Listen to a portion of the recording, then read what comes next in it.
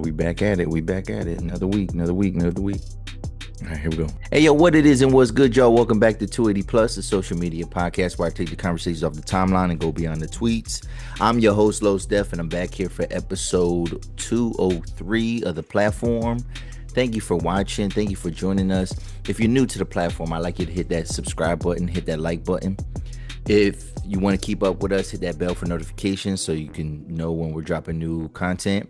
Also, if you want to join the conversation, leave a comment below. And if you know anybody that's interested in what we're talking about today, then I'd like you to hit that share button and send them a link. All right. So, welcome back, y'all. We here for episode 203. And this episode I actually didn't know what I was gonna wear, but I just picked up my son from the train station because he just came back from Miami. And yeah, he took a train ride all the way to Miami, and it was I guess a cool adventure. But yeah, he brought me back this hat, so as a souvenir. He know his dad likes some hats, so I was like, all right, yeah, I'm gonna wear this for today's episode. So Happy my son is back.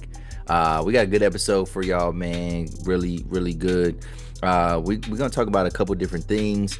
First thing we're gonna talk about is IG's new features. All right, so IG has dropped some new features that hopefully make the experience a little bit more interactive.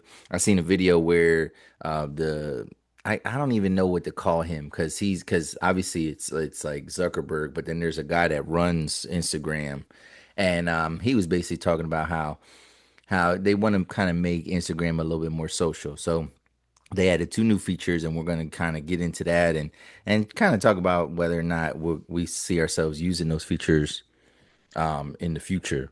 What else we talking about? We got, let's see, let me just make, oh, so I'm going to be seeing Fantastic Four pretty soon. So I know I was hyped when that kind of dropped, mostly because of like I mean the trailers look good. It looked like a good like refresh, restart. But then, the guy that's playing Mr. Fantastic, which is Pedro Pascal, and he's kind of like one of my favorite actors right now. But then there's controversy going on with him. Now, he's not being canceled, but he's definitely being scrutinized, and people are looking at his actions. And I ain't gonna lie, I got a video to share with y'all. We're gonna get into that, and is there anything there, or is this gonna blow over? So we're gonna talk about Pedro Pascal.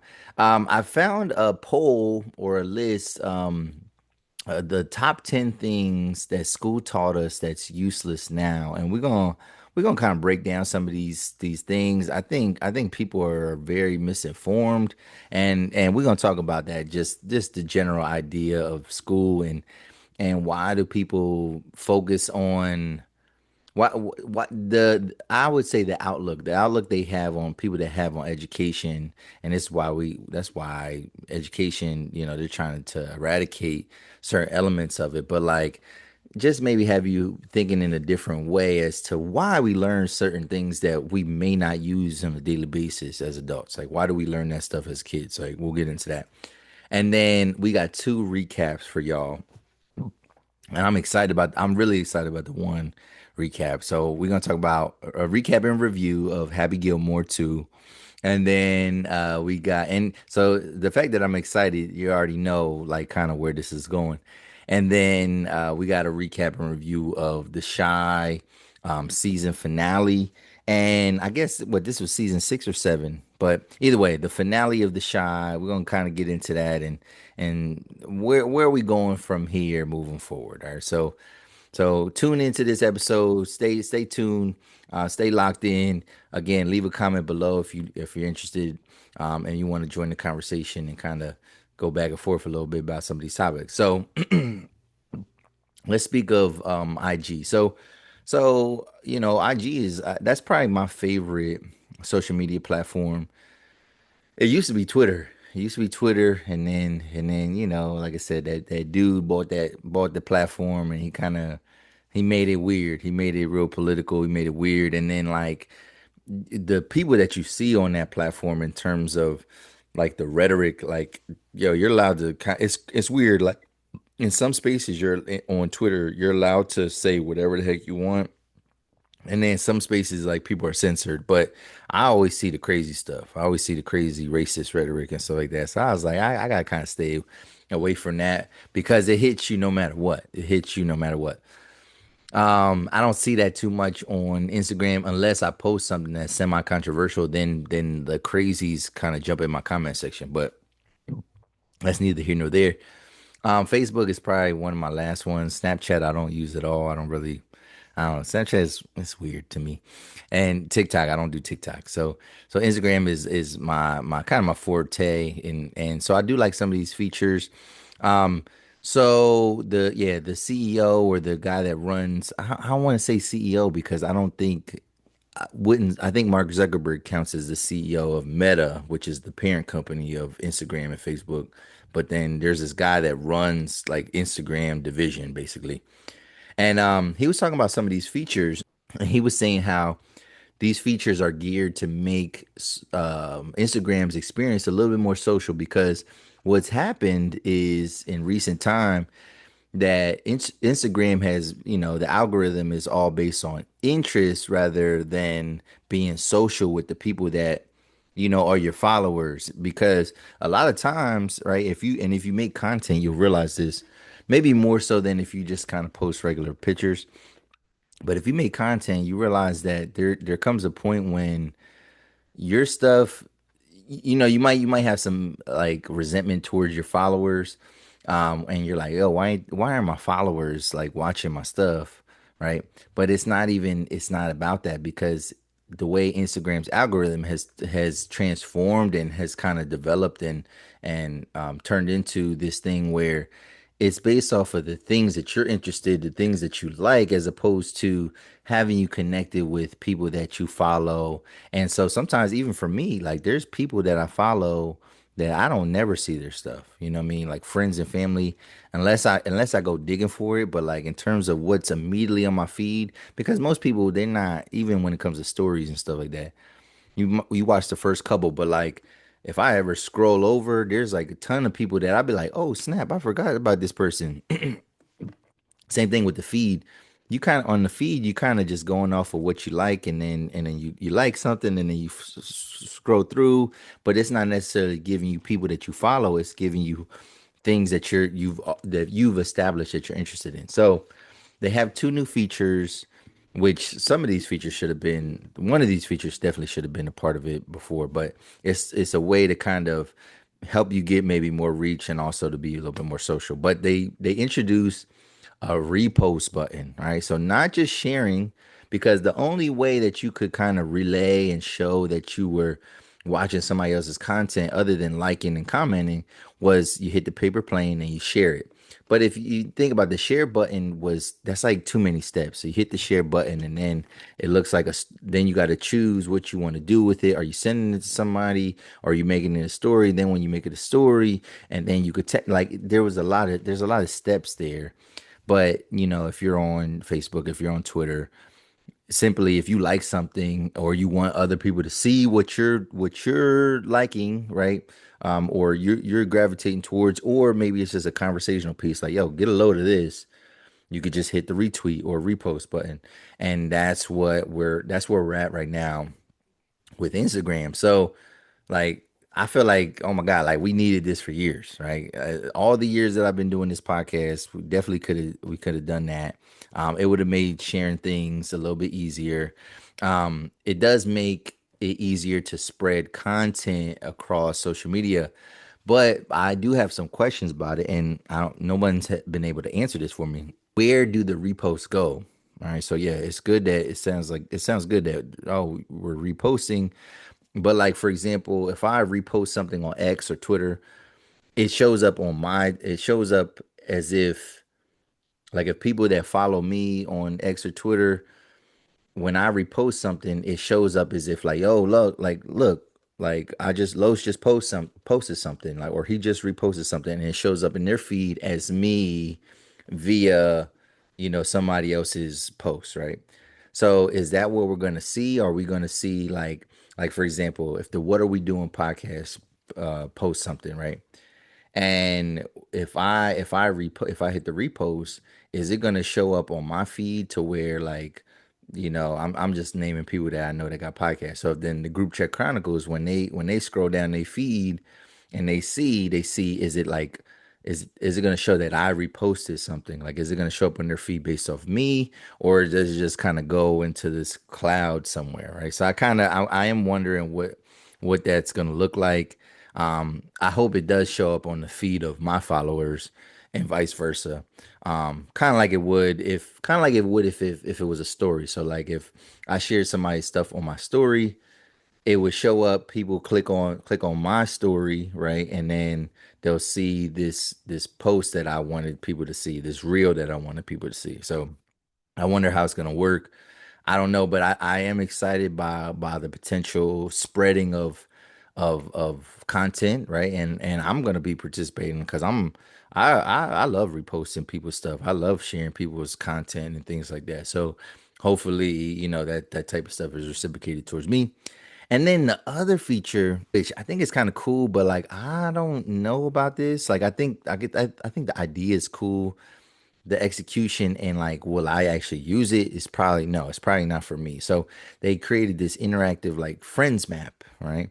Now this looks interesting, and I know certain apps have already used features like this. I believe Snapchat used to use some type of feature where you could share your location and then like the people that you know pop up on this map, right? And it looks cool, but quickly, and it's crazy because I was about to like share, and then I was thinking like, wait up, time out.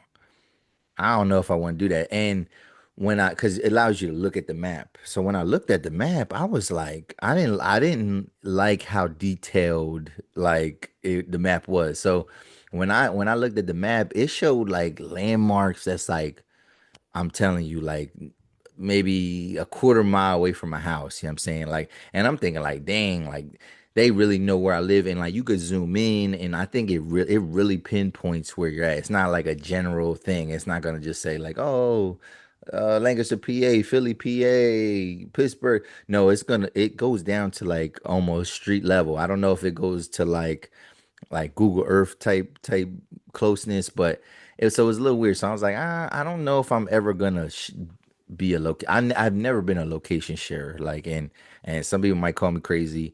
I feel like women do that with their friends a lot of times, like for safety reasons. But like, I don't know, or maybe guys have to do it because they girlfriends force them to do it or wives force them to do it. But I ain't never been no location sharer.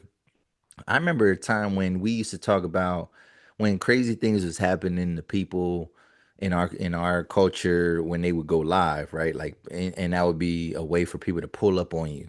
So like it's that I have that same mindset of where it's like that don't seem safe. You know what I mean, to share your location. So like I could be arguing with somebody, or somebody could disagree with me, but then they know exactly where I'm at, and then they could pull up. Like that just don't.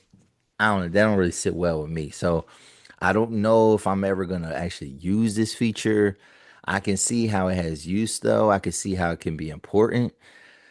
And I think if you have children or if you have teenagers, it might be an important feature where you need to know where they're at. But like just in general, and it allows you to pick. Like it allows you to pick. It is a couple ways you can share to your friends. You can share with everybody, or you can share with like, and you can select a small group of people who like this is you want to know, or you want to share your location with that person. But I did see some names pop up on there. I did see a post where it was telling you how to turn it off.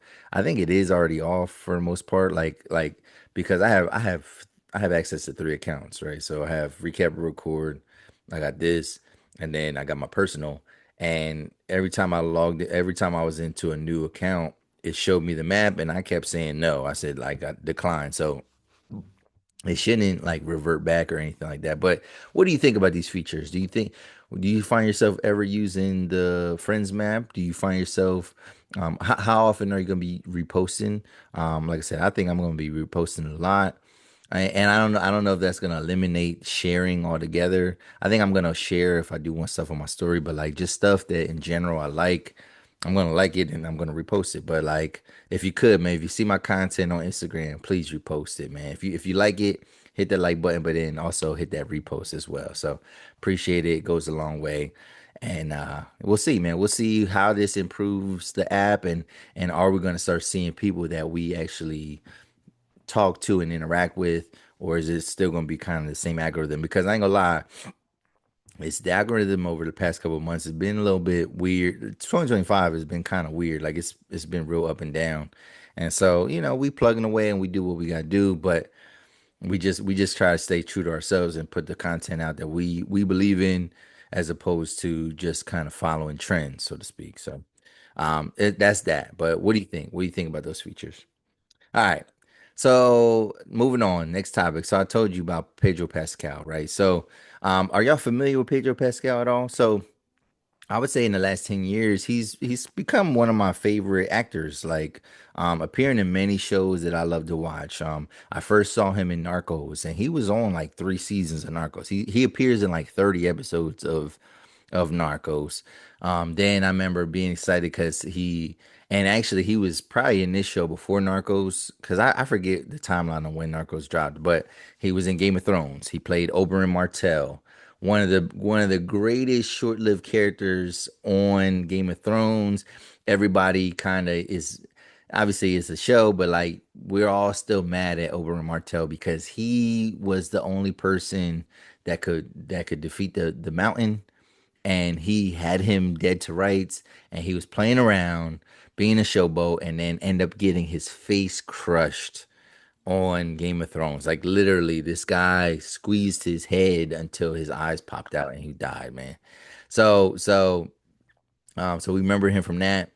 I remember when me and Levi was gonna start watching that Last of Us, which is based on the video game Last of Us, and he stars in that. And we were gonna watch it, and then I never got around to checking it out. So that is something I want to check out.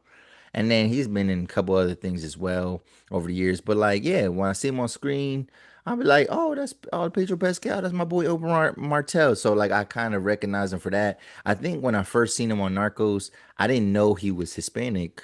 He's Chilean. He's like a Chilean American, so from Chile. And I didn't know that he was Hispanic, and he kind of looked like a white dude. And I was like, oh, what, this white dude speaks Spanish like that? And then I realized like, oh, this dude is Hispanic. And so like rooting for people of different cultures, you know what I'm saying? And now he's playing Mr. Fantastic, and I was like, oh, I gotta check this out. Like that's why I wanted to see this film. I wanted to see it because him. But then as I'm kind of just like I'm getting ready for this, I kind of went down a rabbit hole, and apparently Pedro Pascal is known for being a little too touchy and handsy with his co-stars, right? So apparently it's well documented, because they're talking about him being handsy.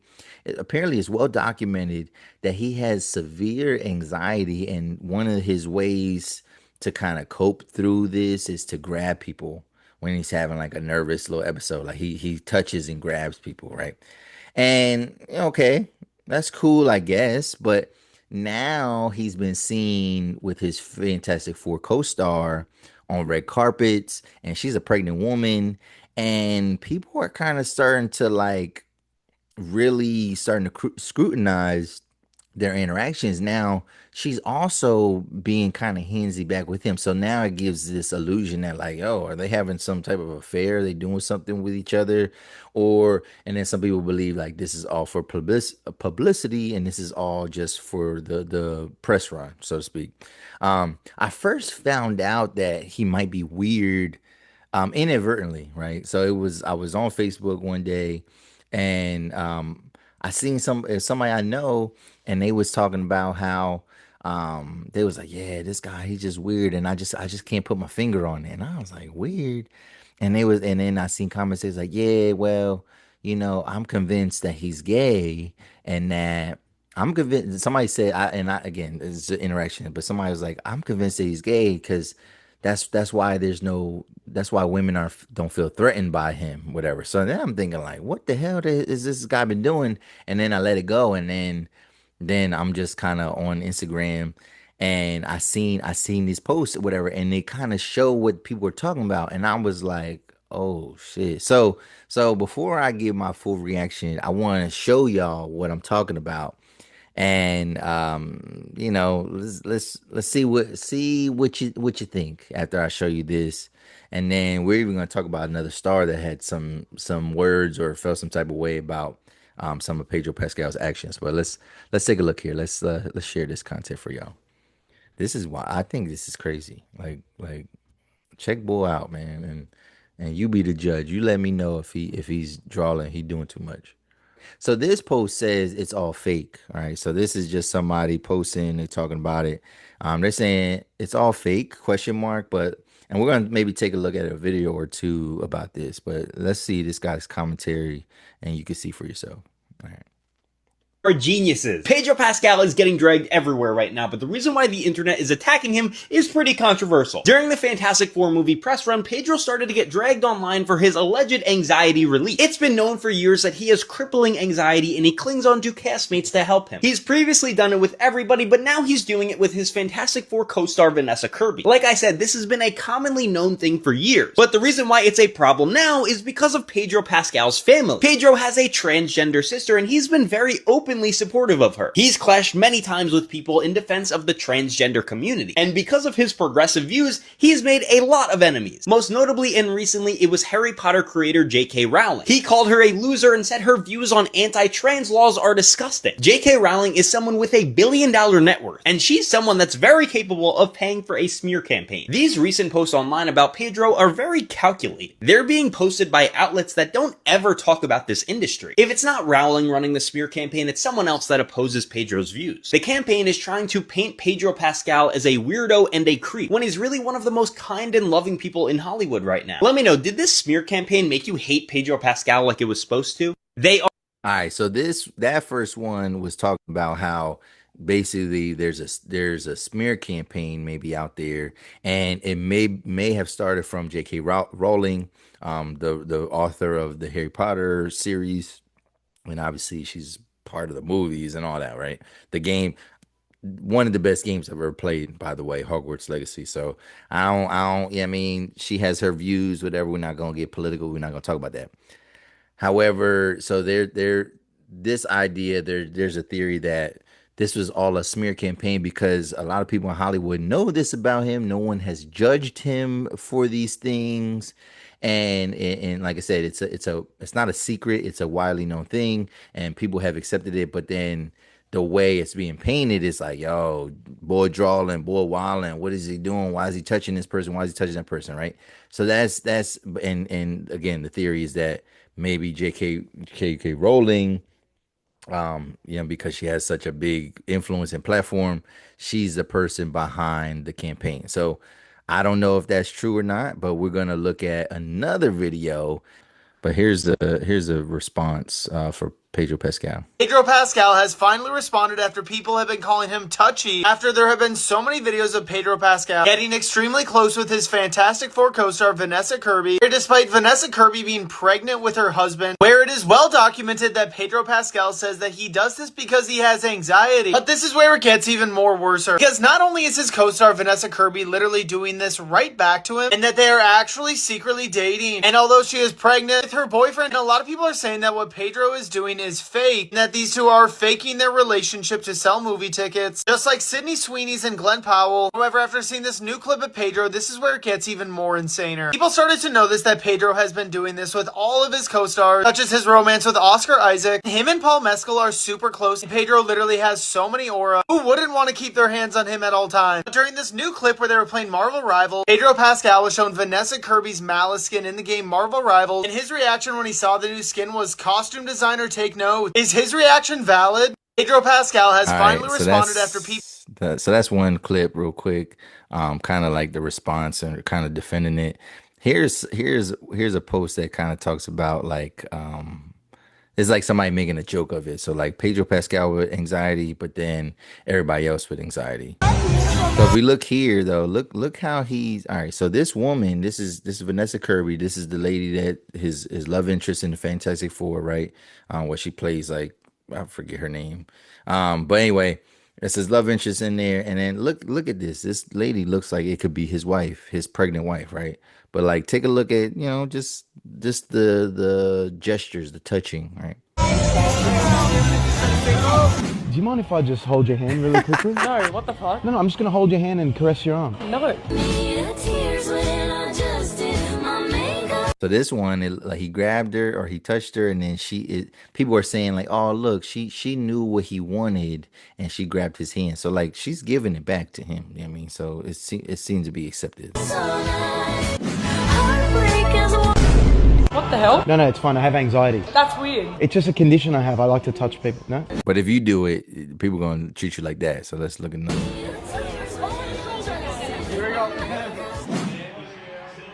Are you okay? Yeah. Bro, what the fuck are you doing? No, it's fine. I have anxiety. It's okay. Fuck out of it, bro. All right, so it's funny. Yeah, let's take a closer look. So what we just saw was him touch Willem Dafoe's wife. So this post says, "Can't defend Pedro Pascal no more. Even Willem Dafoe looked pissed off." Yeah, thank you. Thank you, guys. Over the shoulder now. Here we go. Oh. So he you know what I mean, he's talking. You see that he grabbed Willem Dafoe's arm first, right? So so it's showing like, all right, he is touchy, don't matter who it is. And then his anxiety, as he's standing up, he caresses Willem Dafoe's wife's chin, like her face, you know what I'm saying? And then Willem Dafoe checked him and was like, "Yo, bro, yo, relax."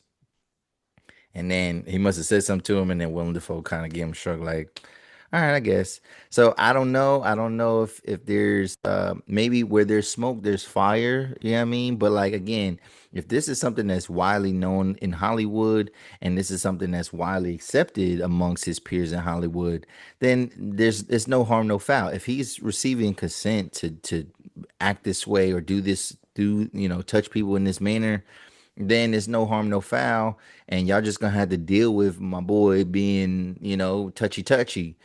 But people are trying to paint it to him being weird. It does look weird on the surface. It does look weird on the outside. But again, if he ain't got no complaints, if he ain't got no scandal, we can't really say much about it. But it is a peculiar thing, and I don't recommend you doing that at home. You know what I'm saying? Don't just be grabbing people and touching them and caressing people's girlfriends and stuff, because it might not end well for you. You know what I mean? But you're not Pedro Pascal, bro. So moving on. What do you think? What do you think about that? And then let's move on to the next topic. All right, so there's a list here, and I actually want to pull up the list because I want to reference it. But it's a list of things. People voted on the top 10 things school taught us that are now useless. All right, so it says here, we've all sat through lessons, and this is from the page that this is from, is called Profit. So it says, we've all sat through lessons that seemed important at the time, but now feel irrelevant. The skills we learned in school, like memorizing states and capitals or using the quadratic formula, don't always play a role in our adult lives. According to top votes on the top 10s, I guess that's a website, many of the things we spent hours studying just don't come up in the real world. Maybe it's time we rethink how we teach the skills that truly matter for success. Okay, so yeah, we're gonna talk about this list, and I'm gonna go through the list first, and then we'll circle back onto the list and just try to like maybe debunk or kind of explain what could be wrong with knowing these things. All right. Or what's people's problems, and like why should they know these things? So number one, and I don't think these are in any particular order, but this was like when you go through the carousel, these are the ones that they show. So they show number one, memorizing states and capitals. I got a big thing to say about that. Number two, how to use the quadratic formula. Number three, how to dissect an animal. Number four, learning about Shakespeare. Number five, geometric proofs. Number six, how to use long division. Number seven, how to write in cursive. Number eight, memorizing digits of pi. Number nine, memorizing the periodic table. And then number 10, how to play the recorder. All right, so there's a couple things, man. So we're gonna run back through this list, and I don't know, man. I'm not buying this, man.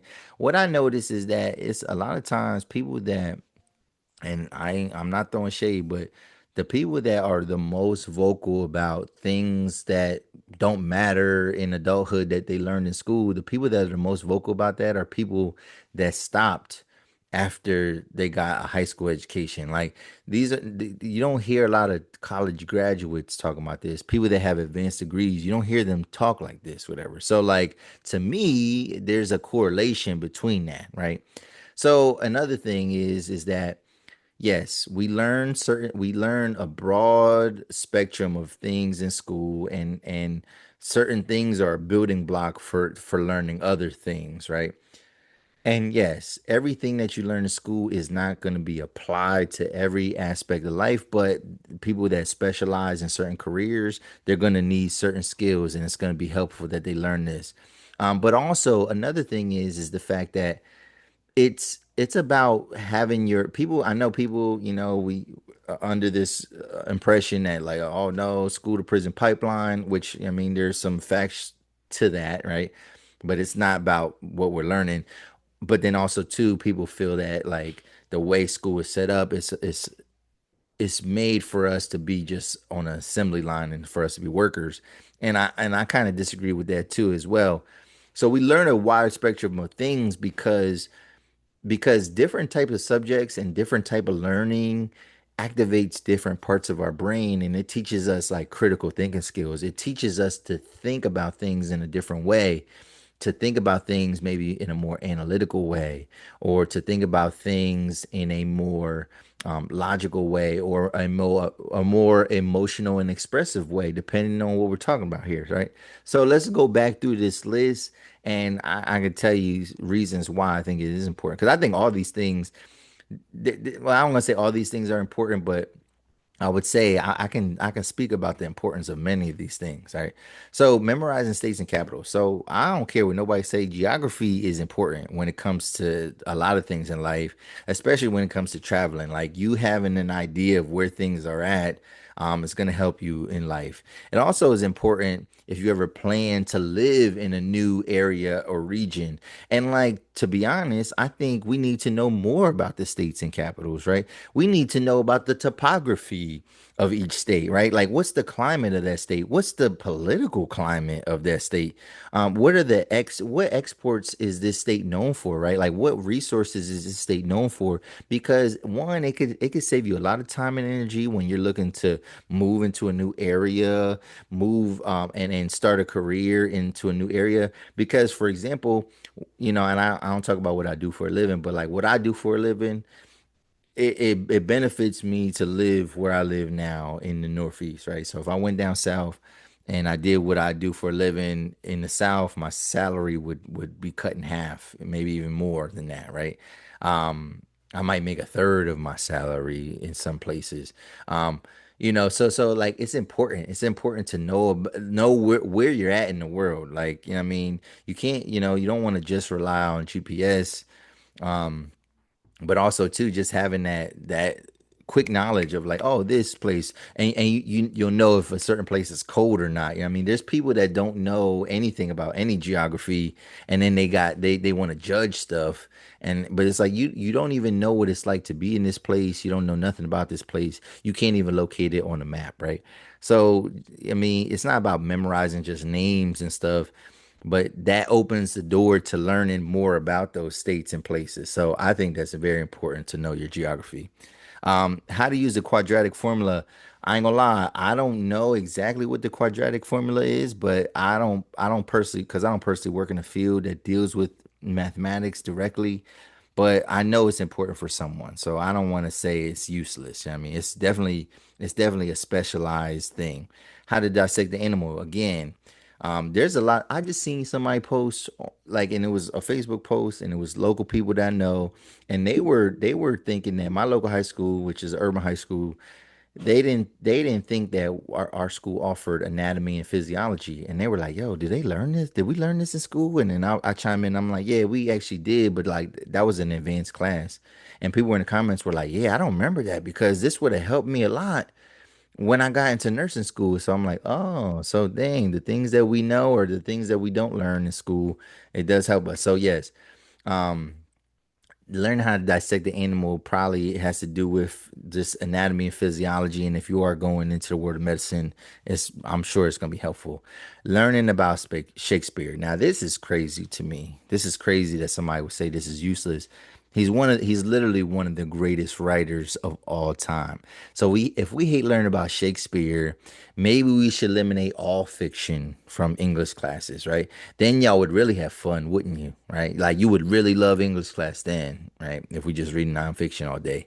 Um, what if you grow up and you want to write your own plays and stories, right? So Shakespeare is the basis of so much source material, right? So like obviously knowing about his stories, you're gonna learn the language of the time. You're gonna learn new words. You're gonna learn about the words that he's coined and created. Because there's a lot of phrases and words that we use today that he coined himself, or he's been credited to being the one who created these things.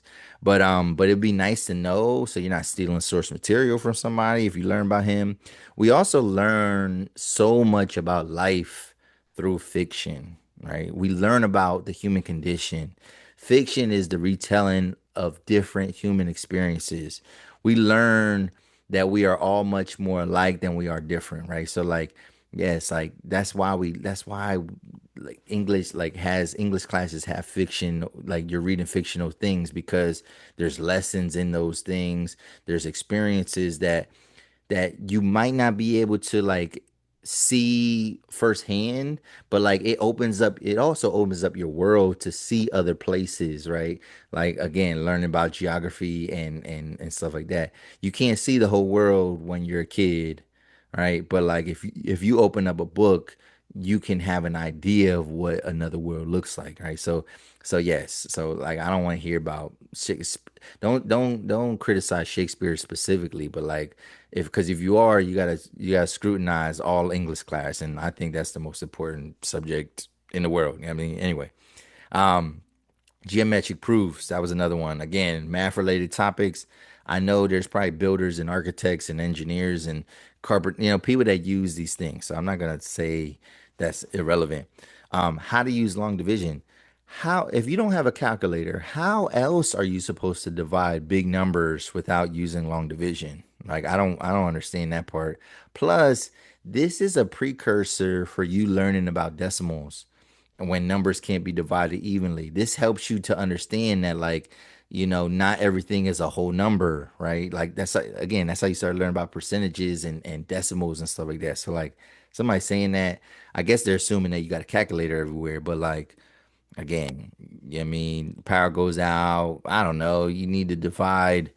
Yeah, we're in survival mode. Nobody has a calculator. Nobody has their phones, whatever. But we need to divide rations, and we have X amount of pounds of food, and then we got X amount of people, and we're trying to divide the food evenly.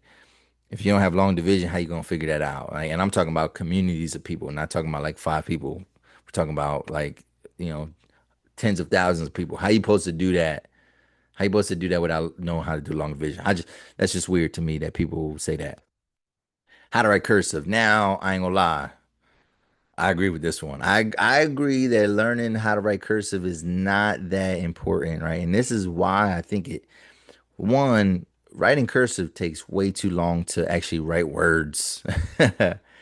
Takes way too long to write words in cursive. That's why we have word processors, right? That's why we had typewriters. That's why we have computers, right? Plus, have you ever tried to read someone else's cursive handwriting? Even if it's neat, even if cursive is neat, it's hard to decipher certain people's letters, right? So, like, I don't think that writing in cursive has the same meaning. I think it's one of those nostalgic lessons because there's a lot of people that advocate for that. Like, still to this day, they'll be like, yeah, well, school went downhill when they stopped teaching kids how to write in cursive. And I'm thinking, like, as an adult, I've had to write in cursive. I write my signature. So like you need to learn how to write your name in cursive. You don't need to know how to write.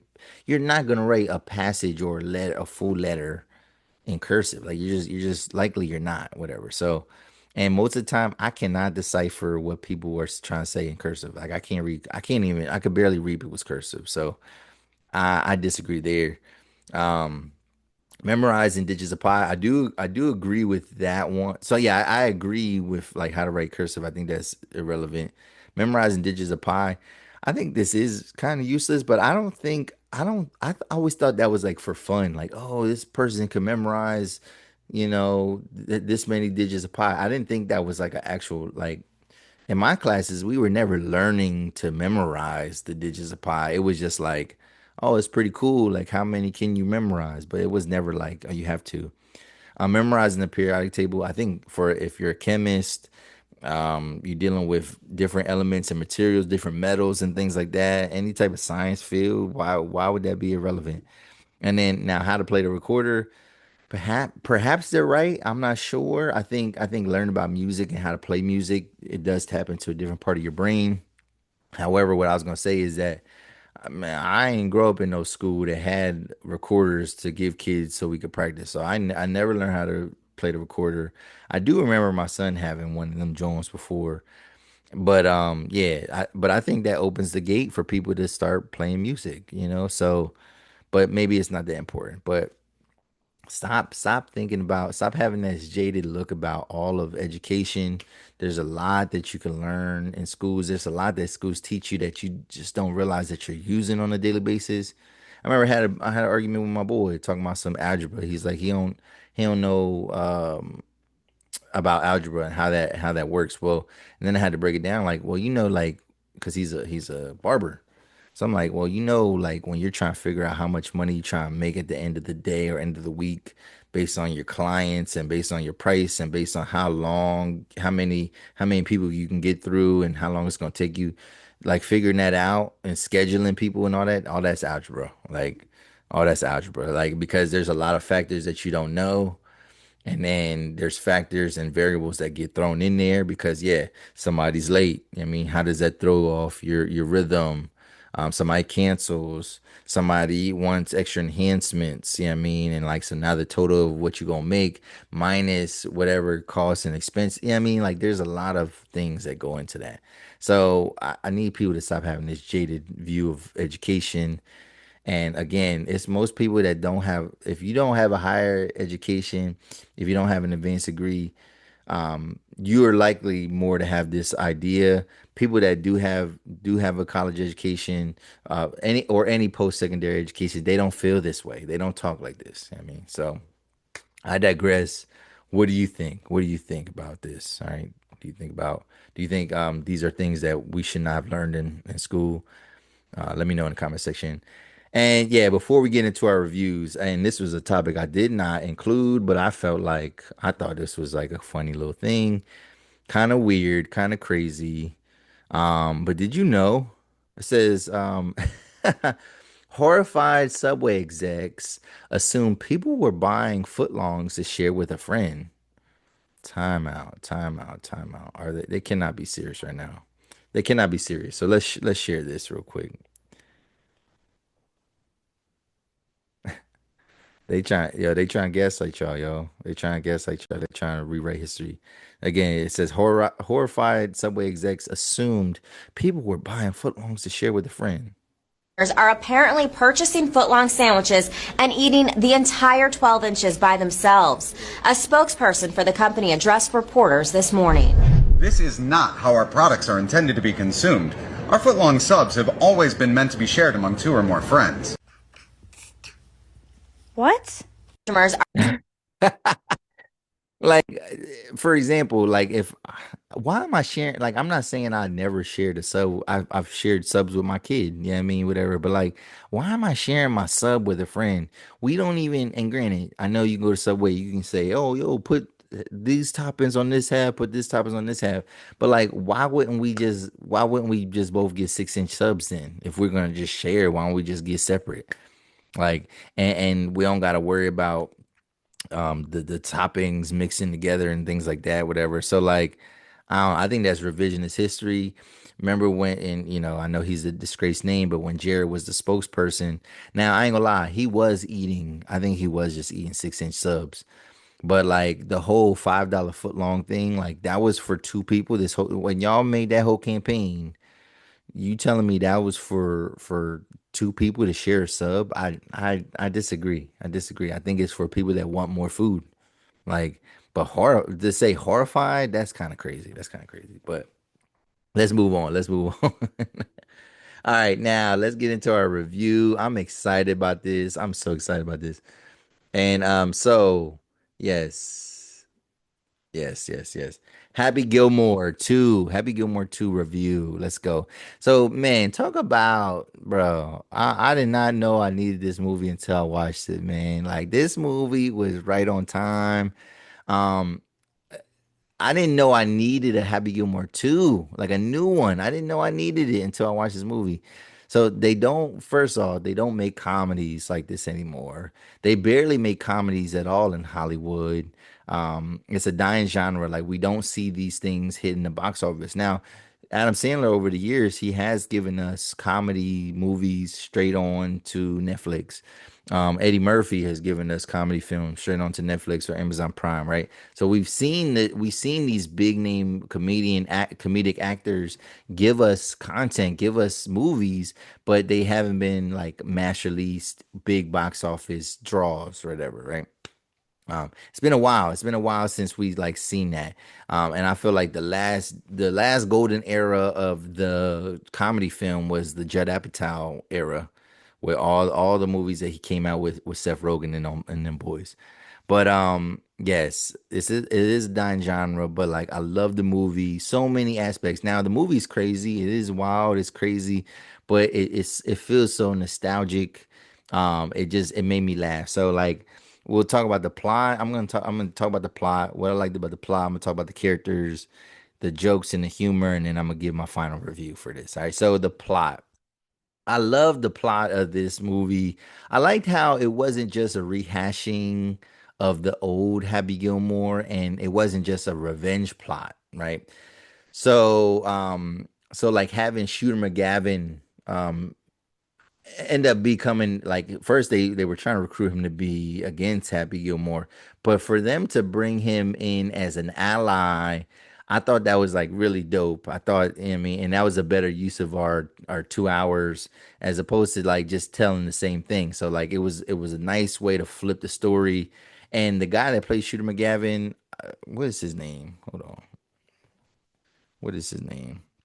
I have not seen that actor in anything in a while. Shooter McGavin. Who is this guy? Was it? Oh, Christopher McDonald. I haven't seen Christopher McDonald in anything in a long, long time. So I don't know where he's been at. But it was like I said, it was cool that they bring him in and he becomes like an ally to Happy Gilmore as opposed to just his rival. Having an adult Haley Joel Osment as one of the villains was a little weird to see, though. I ain't gonna lie. Last time I seen Haley Joel Osment, it wasn't Sixth Sense. It was actually a movie in his adulthood. It was like a Netflix movie that was kind of like underground, like low key. And it was a little weird. And he just, because he didn't age. I don't think he aged well. You know what I mean, in terms of like his appearance. Like he does look. He has like a funny look. But I guess it's cool to see him. Overall, this was a plot about this. Basically, the movie is about preserving tradition instead of blowing everything up and to make things cooler and faster paced. Now, and that's basically what this was about. It was about golf and how, Happy Gilmore comes from an older generation, and then there's a new type of golf. They call it maxi golf or something like that. That's trying to take over, and they changing the rules of it, and they're making it a little bit like ridiculous, and to make golf more interesting. Now, I think in real life, golf is an interesting predicament because I don't necessarily think it's gaining popularity, but I also don't watch golf. Golf was only relevant because Tiger. I mean, in my lifetime, it was because Tiger Woods was the best player in the world. I mean, and so golf was like larger than life, kind of. However, the sport is the way that it is in some aspects. We can't just revert back. Like I know certain sports they do have to innovate and change certain things. Like with baseball they added like pitch clocks and stuff like that. But like you can't mess with the integrity of the game itself, right? So you can do little cool stuff, and they can have different equipment, and maybe you invite fans to cheer more and stuff like that. But like we can't mess with the integrity of the game. So I think I like the story though. I liked how it wasn't, again, it wasn't just oh, let's just the sequel, we're just gonna do the same thing. Like, no, they did a whole different type of thing. They made it modern, they made it kind of fun, and they made it funny. The characters. I love the characters. I love how Adam Sandler was able to include his actual daughters and his wife into the movie. This is like the second or third time like we seen him incorporate his family into the movie. And I feel like you can only successfully pull stuff like that off when you're at the end of when one you're at the end of your career, but also you can pull this off when you have your own production company, right?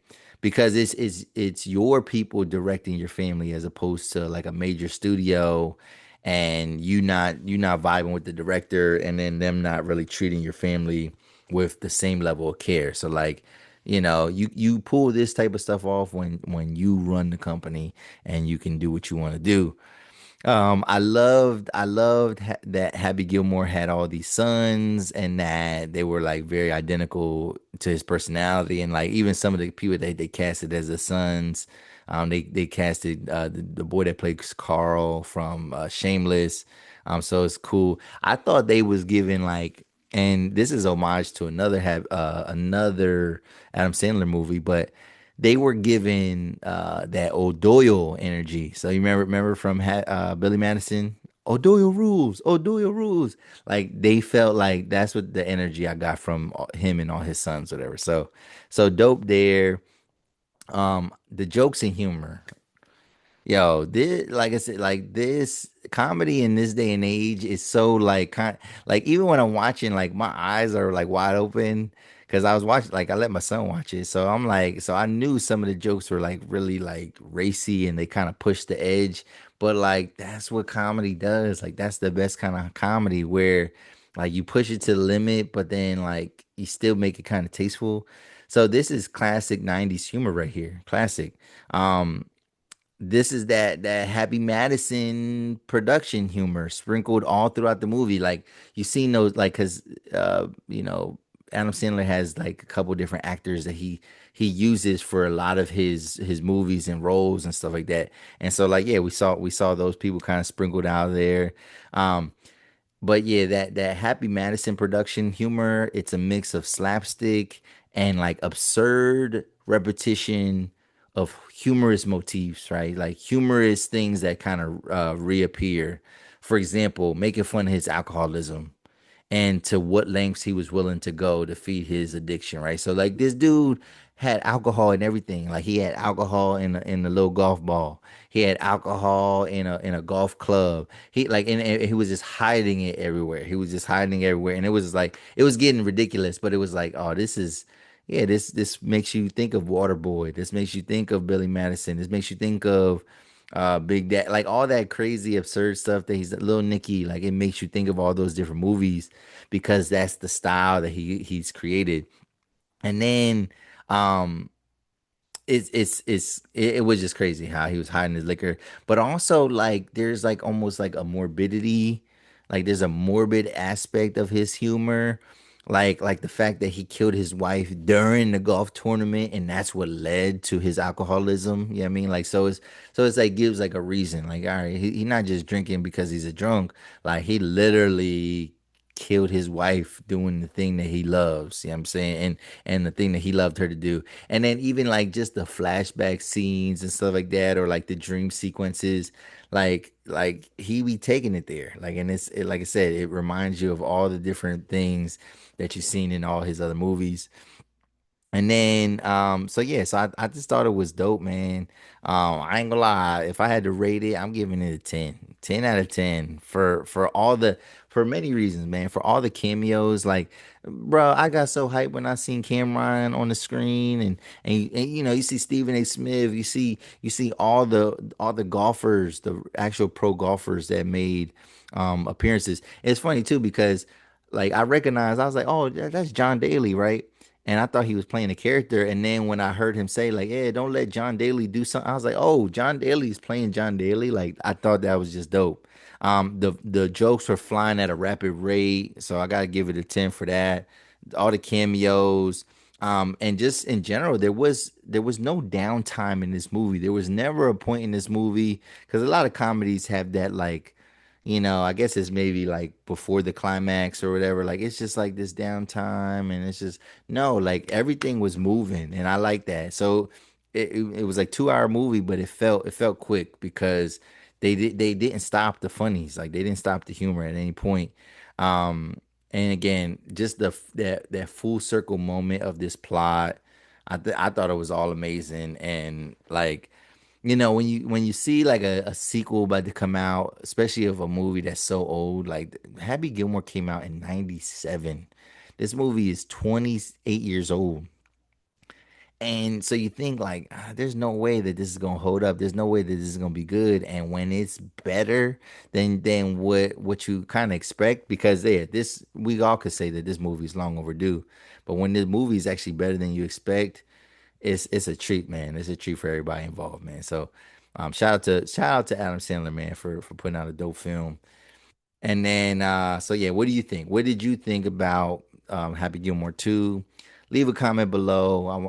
I like to hear your reactions to it, but like I loved it. I loved it, man. So, all right, let's switch it up. Last thing we're gonna talk about is the Shy, and this is season 7, but yeah, I believe this is season 7, right? The Shy. Let me just double check because people be playing. The Shy. Yeah. Yeah. This was season 7. So the Shy season 7 finale, and I'm pretty sure it's over. There's no continuation of this season. Um, I ain't gonna lie, man. I hate a cliffhanger season finale. I hate it. In most instances, I like when the story ends and there's somewhat of like a reset. When we come into the next season, there's a little bit of continuation, but for the most part, like we start in a new chapter. It's a reset. But there's a few fringes that kind of get left over. This show doesn't, to me though, like this show doesn't have enough action to warrant a cliffhanger, right? This is not Game of Thrones. There's not some big production action sequence that needs to carry out over into next season. Like they definitely should have ended it. Like they should have ended the story the way it was supposed to be. And then, like again, because they could have used maybe their time better in some of these episodes. But like, yeah, I don't think this is the type of show that needs to end with a cliffhanger. You know what I mean? Like, because even the way the cliffhanger was, it pissed me off. This season really shook things up when they brought Reg back. And what that tells me though is a couple things. It tells me that they didn't have confidence that Alicia and or Nuck would be able to carry the show as the antagonists, right? And it's probably because when you think about it, these characters were too intertwined with many of our protagonists. For example, like for example, like how much bad could Alicia really do if she's trying to be this helicopter grandma for Tiffany's kid, right? You know what I mean? Like she can't be that big of a villain, and she really didn't do much bad in this season. She didn't do anything really as a villain. She just looked mean every day.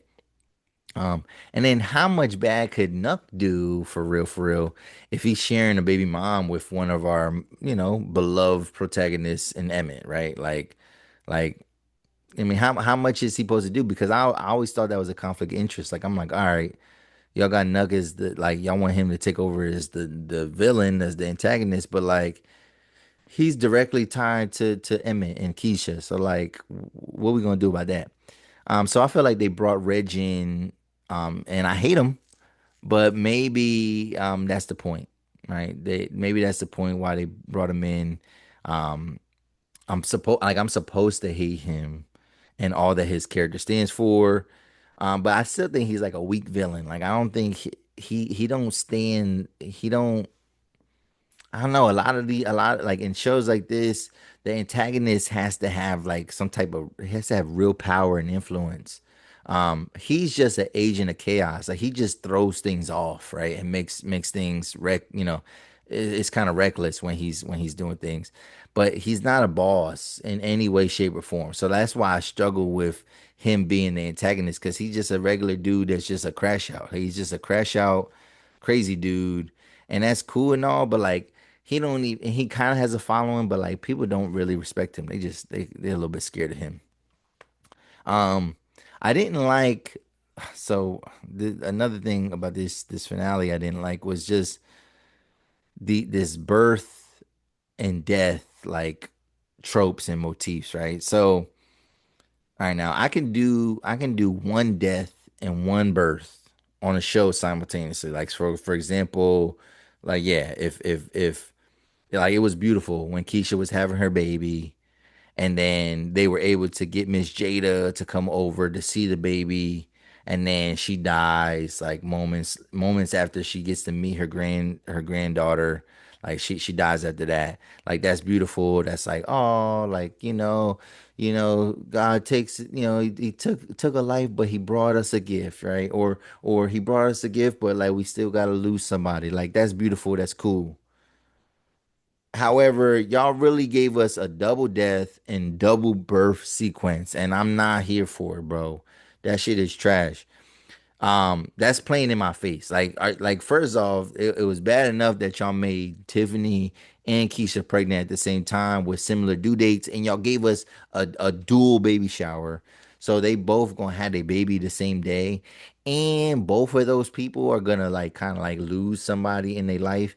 And so when Tiffany finally gives birth, um, Alicia is getting killed at the same time. Like, give me a break, bro. I ain't got time for that. Like, I thought that was corny. I feel like that's reaching, that's trying too hard.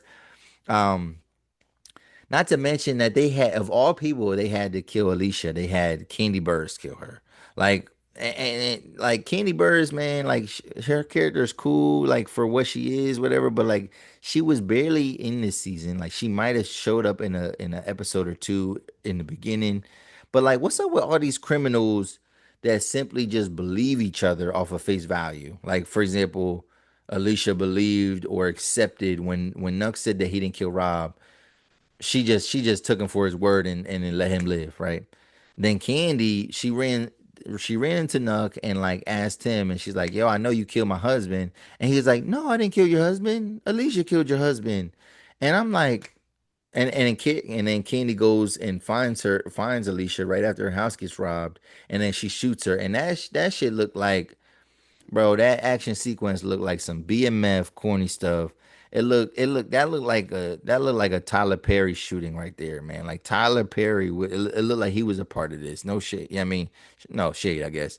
But like it was corny. It was cheesy and corny. Um, I'm gonna lie, man. I'm gonna come back. I'm gonna come back and watch the next season. But if I had to give this season no more than like a 3 out of 5, if we're going on a 10-point scale, 5 or 6 out of 10. Like, I'm not giving it that big of a rating. It had moments, but the story just didn't hold up the way that the story did last season. They pulled a lot of stunts this season, and it just wasn't great.